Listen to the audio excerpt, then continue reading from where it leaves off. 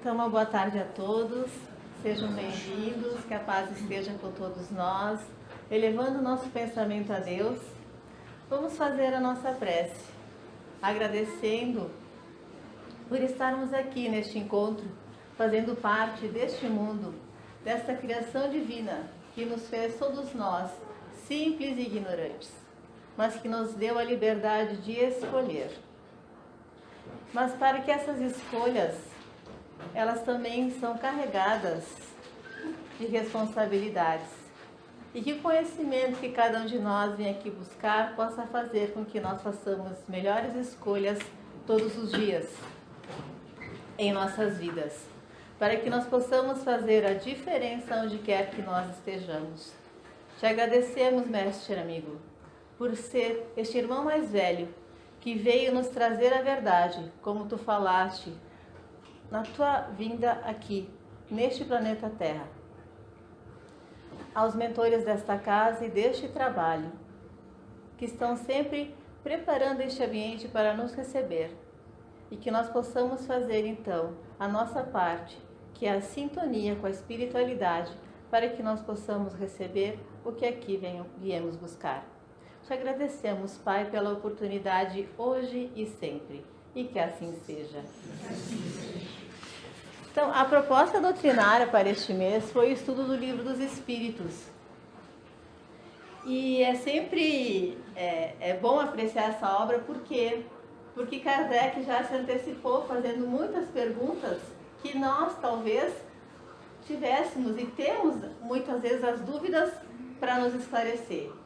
E as respostas, então, a gente até não sabe dizer se a pergunta é mais inteligente ou a resposta, porque as duas são muito boas. E que nós, então, possamos, através do estudo e da leitura desta obra, nos esclarecer, nos apropriarmos deste conhecimento, juntamente com o Evangelho, que é o exemplo do Cristo que ele nos trouxe como experiência, como vida, dizendo para nós que nós também poderíamos fazer tudo o que ele fez e muito mais. Cabe a todos nós aprimorar, se apropriar disso e fazermos igual. Então, nós vamos estudar hoje sobre a lembrança da existência do nosso corpo físico quando nós desencarnarmos. Perguntas essas que foram feitas por Kardec. Então, está lá no capítulo 6, a segunda parte do Livro dos Espíritos. E a primeira pergunta em relação a esse capítulo é a 304, onde Kardec questiona se o espírito recorda da sua existência no corpo físico. E os espíritos dizem que sim, pelo fato de já termos vivido na Terra por muitas vezes. E essa lembrança, muitas vezes, ó, como ele fala aqui, ó, que faz com que a gente nos faça rir, justamente porque quando nós reencarnamos várias vezes e temos as nossas experiências, nós percebemos que algumas atitudes nossas foram muito infantis. Assim como nós, aqui adultos, lembramos da nossa infância e muitas das coisas que nós fizemos na nossa infância que a gente lembra, a gente dá risada. Mas porque a gente precisava daquela experiência, mas hoje a gente já entendeu. E muitas das coisas que a gente fazia não faz mais. Algumas a gente ainda repete porque tem uma memória afetiva. E assim vai ser também nós como espírito. Nós vamos precisar de muitas encarnações para compreender, para evoluir, para passarmos desta fase e chegarmos à madureza espiritual.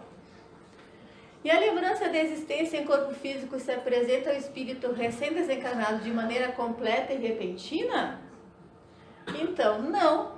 Essa lembrança surge para nós, espírito, aos poucos, tá? E é assim uma névoa, e que ela vai se descortinando conforme a gente vai dando foco, conforme a gente vai despertando no mundo espiritual. Nos será dado, então, o poder saber. Mas isso, meus queridos, é conquista de cada um de nós. E o espírito consegue perceber a finalidade da vida na Terra em relação à vida futura? Certamente, e essa finalidade se apresenta para ele de maneira bem mais clara do que quando ele estava encarnado. Compreende que precisava evoluir para chegar ao infinito e sabe que cada uma das encarnações se liberta de algumas impurezas. Vejam que não é de todas as impurezas, são de algumas impurezas. Então, no mundo espiritual, nós temos uma clareza dos fatos que nos aconteceram na encarnação, que nós precisávamos experienciar, que nós precisávamos vivenciar. Para quê? Para que a gente evoluísse. Muitas vezes aqui na nossa existência, há fatos que nós, na nossa percepção, são negativos, que nos promovem dificuldade, dor, flagelos, e que nós não conseguimos compreender porque a gente vê um pedaço da história. Mas quando que nós compreendemos que Deus é nosso Pai, Ele é justo e bom, o melhor sempre acontece. E Ele vê o todo, então Ele sabe o que é bom para cada um de nós, seus filhos. E para nos ajudar nessa tarefa, então, sempre nós podemos utilizar a dupla Livro dos Espíritos com o Evangelho. E por que o Evangelho? Porque o Evangelho é a parte amorosa, é a parte da moralidade, é onde a gente recebe o carinho e a experiência e a vida do Cristo que fala conosco. É esse olhar que nós temos que ter. E Jesus, no capítulo 2, lá, meu reino não é deste mundo, está lá na vida futura. E essa conversa ele tem com Pilatos, quando Pilatos questiona ele se ele era rei. E aí Jesus responde: se tu dizes, eu sou, mas o meu reino não é deste mundo. Já querendo nos dizer que o nosso reino não é daqui. Que aqui é uma pequena experiência que nós precisamos passar para que a gente volte a esse reino verdadeiro que é o mundo espiritual. Então Jesus diz lá, Jesus por essas palavras diz claramente que a vida futura deve ser a principal preocupação dos homens que vivem na Terra. Sem a vida futura, a maioria de seus ensinamentos morais não teria nenhuma razão de ser. Por quê? Porque se nós não tivéssemos essa convicção, se nós não tivéssemos essa certeza, ou se nós tivéssemos muitas dúvidas da sua existência, nós poderíamos fazer qualquer atitude. Tudo que a gente tivesse vontade, sem a preocupação de machucar o outro, de agredir, de ferir, de maltratar, porque nada iria acontecer. Quando a gente pensa que o nada existe depois que a gente desencarnar, é muito simples, eu posso fazer tudo, desfrutar de tudo, fazer tudo o que eu quero, todas as minhas vontades, e eu não vou ter nenhuma consequência. Mas Jesus já nos disse isso. O meu reino não é daqui. Só que a vida futura, então, ela pode ser considerada como o principal ensinamento de Jesus. Ela deve ser a meta de todos os homens. E quando a gente tem essa certeza, as nossas escolhas, elas mudam todos os dias. Em vez de eu escolher A, que talvez fosse ferir alguém, eu vou escolher o B. Ou eu vou pensar 2 vezes antes de fazer determinadas escolhas. E podemos ter certeza que quando a gente percebe isso, nós nos tornamos pessoas melhores. Para conosco mesmo e para com as pessoas que estão ao nosso lado e na sociedade. E os judeus na época, eles não compreendiam muito bem essa vida futura. E assim, pensavam então que os bens materiais e a supremacia da sua nação era o que tinha de melhor. Por isso que eles acreditavam então que as calamidades coletivas e as derrotas eram o castigo pela desobediência das leis de Deus. Então eles viam como eles sendo uma sociedade soberana, o poder, que isso era uma vontade de Deus porque eles estavam cumprindo as leis de Deus. Ao contrário, era então quem desobedecia. Mas uma pergunta nós temos que nos fazer quando nós olhamos para o Evangelho. Que nós ainda temos em nós parte de judeus, que ainda não conseguiu despertar para a verdade do mundo espiritual. Que o interesse espiritual, ele influencia muito nas nossas escolhas, na materialidade. Porque a materialidade, ela também nos corrompe. Ela é sedutora e nós queremos muitas vezes isso. Porque a materialidade, ela também nos dá o poder, a supremacia de escolha, do querer. E também Jesus vem ensinar que existe um outro mundo, onde a justiça de Deus segue o seu curso e onde os bons que procuram seguir seus mandamentos encontram sua recompensa. Jesus precisou ajustar esse ensinamento, então, e limitou-se a colocar a vida futura como sendo uma lei da natureza, a qual ninguém pode escapar.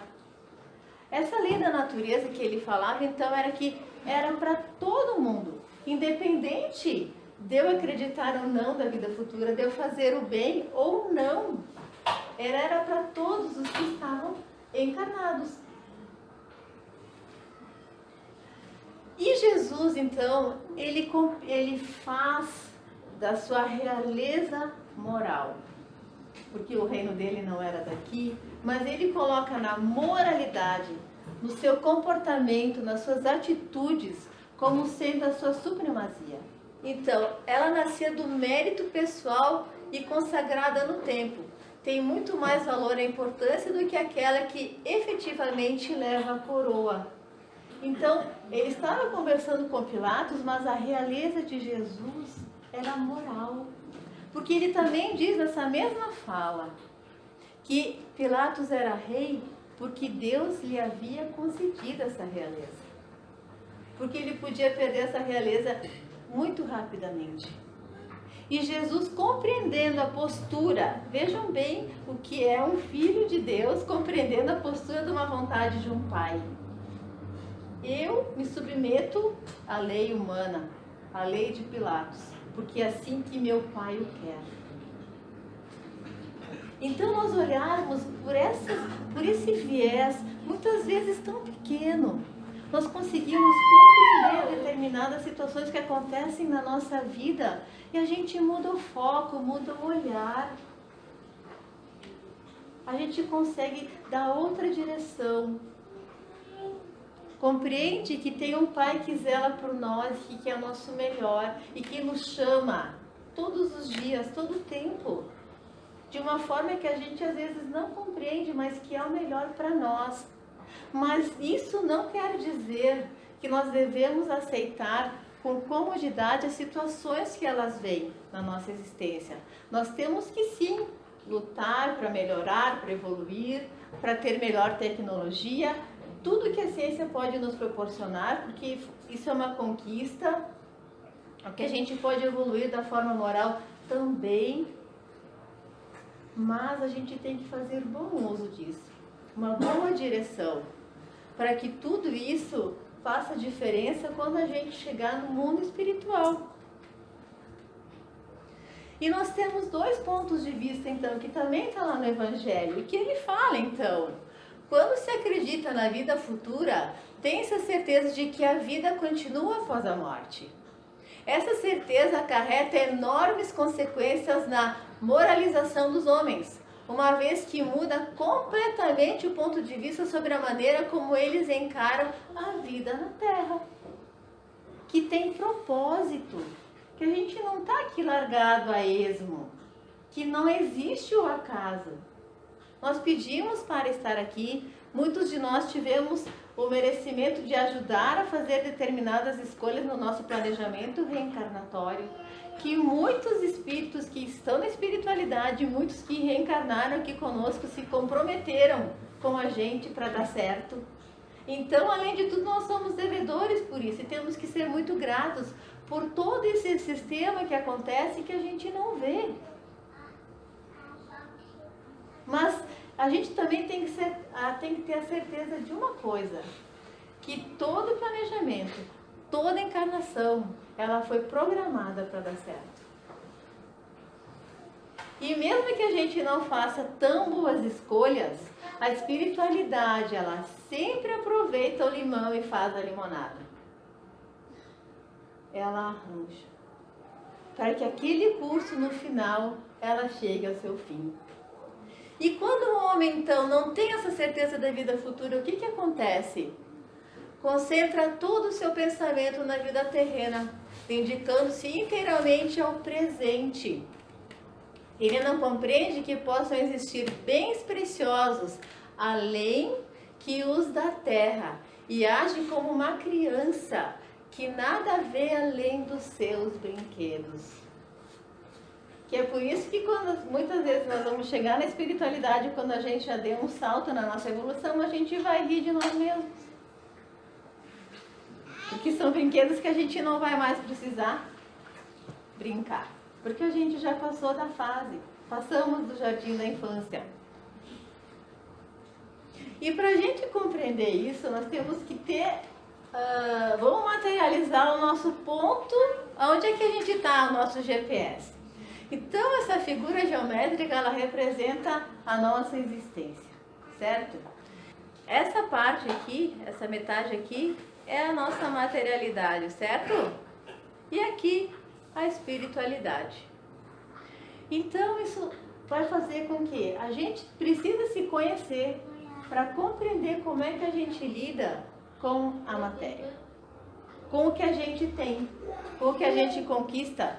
E materialidade também quer dizer conhecimento, tá? Porque às vezes a gente usa esse conhecimento para coisas não tão positivas. E isso também representa uma matéria. Então, quanto mais materialidade eu tenho, olha a minha espiritualidade onde é que está. Conforme eu vou diminuindo essa materialidade, a minha espiritualidade vai aumentando. E é lento. É gradativo. Chegará um momento que nós vamos estar aqui, onde a materialidade influencia muito pouco em nós, como espírito, porque a nossa espiritualidade vai estar muito avançada, que era assim como Jesus encarnado veio aqui. E tantos outros espíritos que vieram, que fizeram a sua obra, deixaram o seu legado e partiram. Porque eles já sabiam que o reino deles não era desse mundo. Deixaram o seu exemplo, o seu legado e foram. Porque muitos de nós, tem várias questões, né, do livro dos Espíritos falando sobre isso, que muitos chegam na espiritualidade e pedem lá como é que fica o corpo, então como é que o espírito enxerga o corpo no caixão. Ele não dá bola. Mas para não dar bola, a gente precisa percorrer um caminho muito grande. E a gente precisa entender que a vida futura ela existe. E que a nossa materialidade ela vai precisar estar menor. Então isso faz a gente pensar como a gente vai chegar no mundo espiritual. E às vezes a gente precisa justamente materializar isso para a gente ter parâmetro. Porque às vezes a gente não consegue perceber, a gente acha que não dá valor para aquele sapato, para aquela bolsa, né, meninas? E na hora de fazer o desapego, como é que fica? E na hora de emprestar, meninos, o carro para o filho, para o amigo, coisas que a gente não deve fazer, né? Como é que a gente se comporta? Falando de coisas simples, do nosso dia a dia. Mas que um dia nós seremos convidados a deixar tudo aqui. Então a pergunta é, onde é que nós estamos localizados? Então o ponto de vista, o homem da maneira instintiva procura sempre seu bem-estar. Isso quer dizer o que, gente? Que pelo fato de eu ter esse desapego, já estar exercitando, não quer dizer que eu não tenho que buscar o melhor, que está lá no Evangelho, no capítulo 2, item 6, o homem de maneira instintiva procura sempre seu bem-estar, e está certo, porque é uma lei de progresso. Porém, mesmo sabendo que vai permanecer pouco tempo, busca arrumá-lo da melhor maneira possível. Então a gente tem que cuidar do corpo, cuidar da casa, cuidar do trabalho, de tudo isso. Porque nós estamos no mundo material. Então nós temos que dar conta de tudo isso, nós temos que ser gratos, de cuidar disso. É um dever nosso, de cada um de nós. Porque nos foi dado, nos emprestado. Nós temos tudo isso à disposição como um presente, uma dádiva para nós. E como é que nós vamos devolver isso quando voltarmos ao mundo espiritual?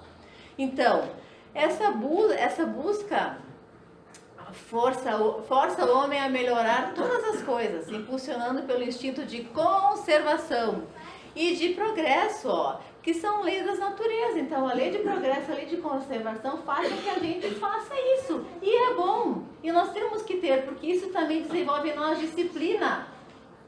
Realiza, assim, os planos de Deus que colocou na terra com esse objetivo.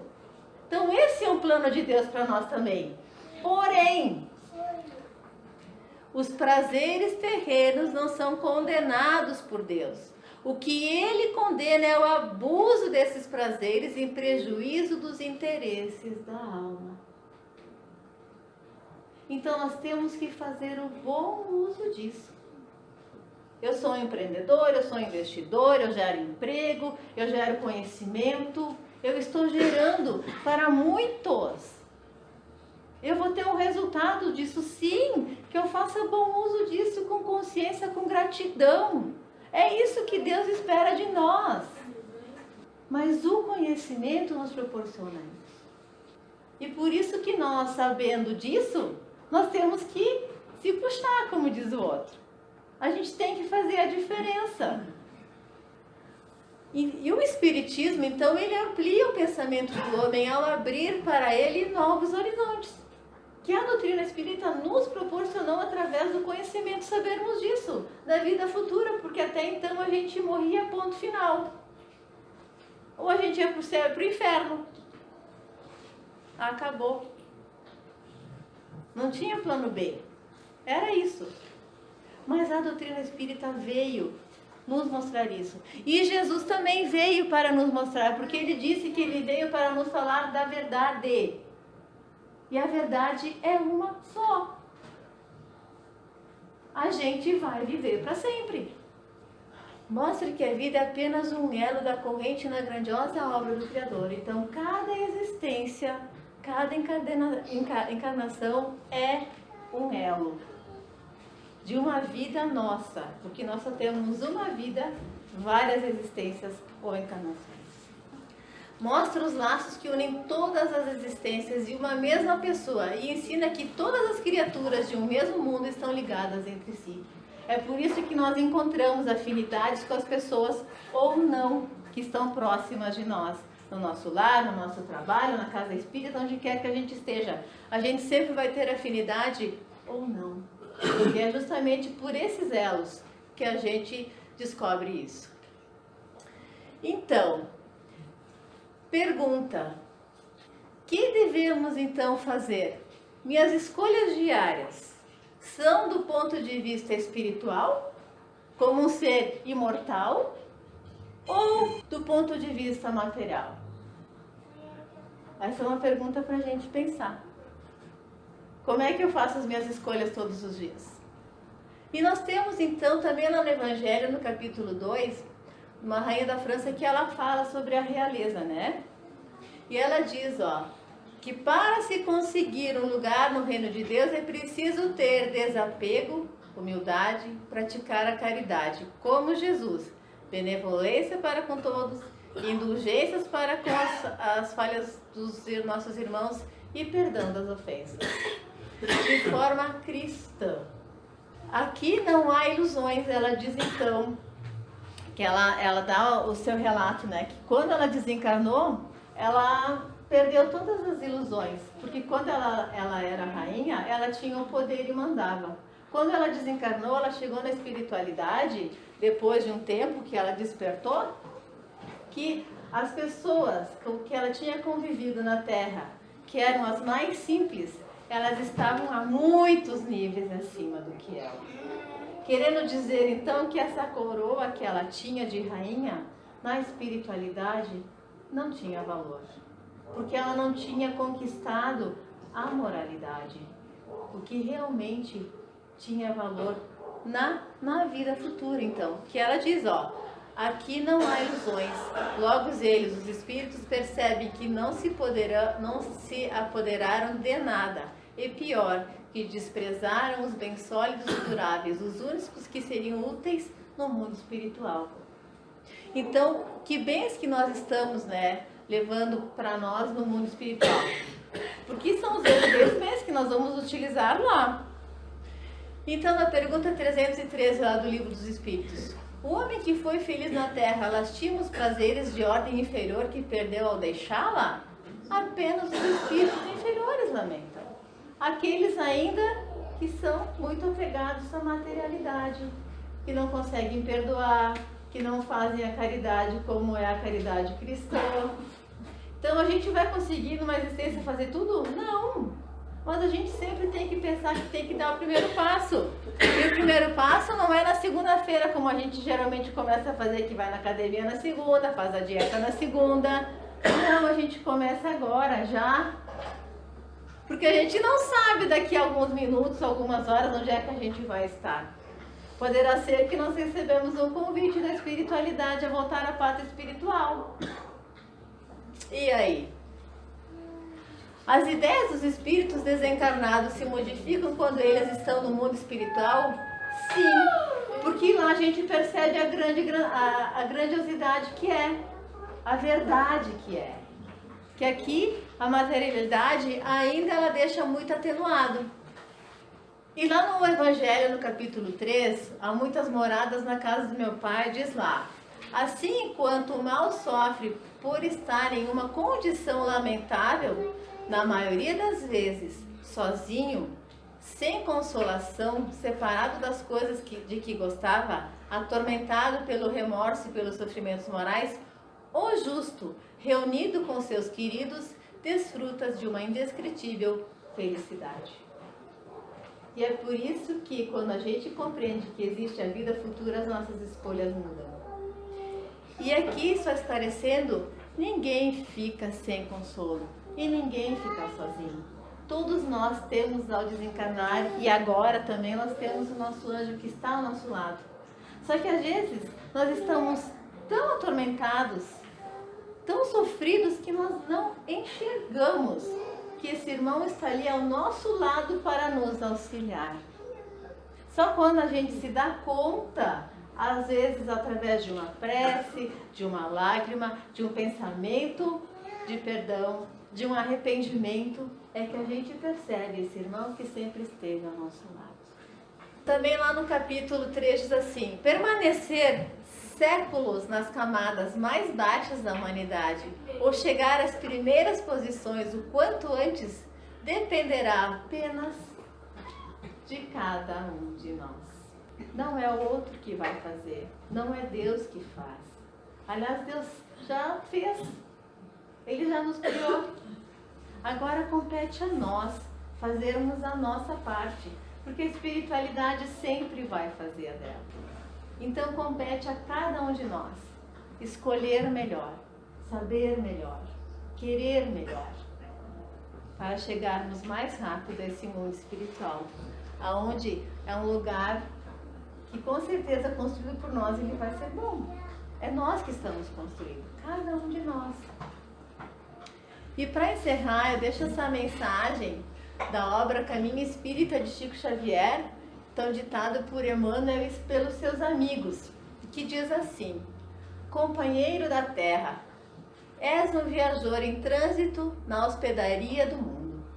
Guarda o coração e a consciência na prática do bem, de tal modo que possas receber, com o despertar de cada manhã, um novo renascimento na casa física, e no descanso de cada noite, um ensaio de regresso tranquilo ao lar, ao teu lar verdadeiro na vida espiritual. Então que essa construção possa, diariamente que nós fazemos através das escolhas, encontrarmos um regresso tranquilo ao nosso verdadeiro lar na pátria espiritual, assim quando nós voltarmos.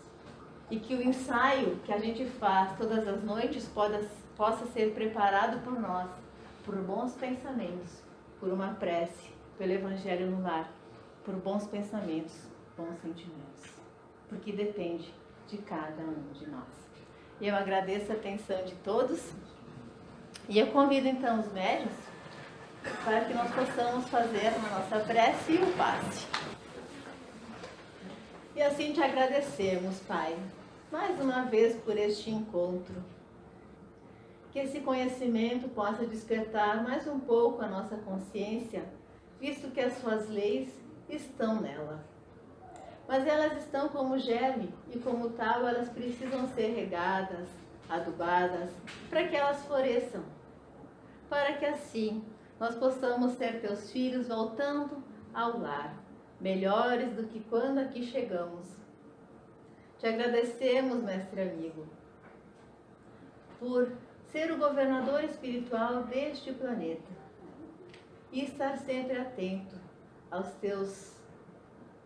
teu exemplo, aos teus ensinos, que através do Evangelho que nós temos como um livro, que nós possamos ler, mas principalmente que nós possamos ser um Evangelho vivo nas nossas obras todos os dias. Aos mentores amigos, a nossa gratidão por esses fluidos. Se nós temos a água, que elas possam ser fluidificadas e assim, ao voltarmos aos nossos lares, nós possamos ter também essa água viva que esclarece, que consola, que dá essa água então para os irmãos que têm sede de saber, sede de melhorar e evoluir. E assim te agradecemos, Pai, hoje e sempre, e que assim seja.